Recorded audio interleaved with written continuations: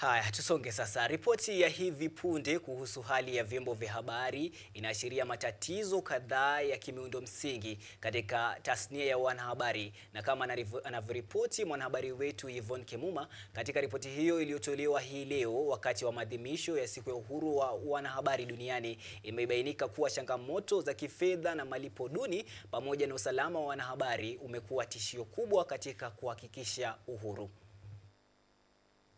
Kenya leo imeungana na ulimwengu kuadhimisha siku ya uhuru wa vyombo vya habari duniani chini ya kauli mbiu athari za akili mnemba almaarufu kama AI katika uhuru wa vyombo vya habari. Tukio hilo lililoandaliwa na Baraza la Vyombo vya Habari nchini Kenya MCK liliwakutanisha wanahabari, washikadau katika tasnia ya wanahabari, vyombo vya usalama na watetezi wa haki za kibinadamu kujadili masuala ya uhuru wa wanahabari katika enzi hizi za kidijitali.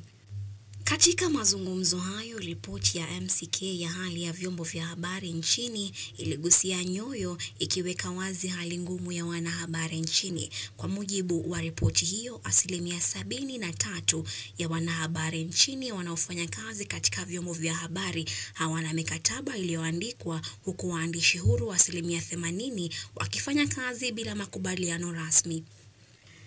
Katika hali ya changamoto za kimuundo zinazokabili wanahabari, wazungumzaji walieleza sekta ya habari inakumbwa na vikwazo vya nje kama vitisho vya kisiasa na vitisho vya maisha.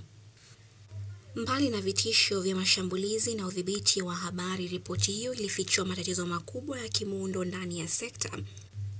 Utafiti huo uliohusisha vituo 250 vya habari na vyama 87 vya wanahabari ulionyesha kuwa ni 29% tu ya wanahabari ambao wana ajira ya kudumu, huku 52% wakikosa bima za matibabu.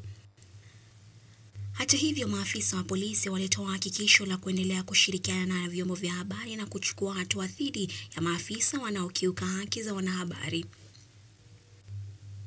Yvonne Kimuma, runinga ya KU.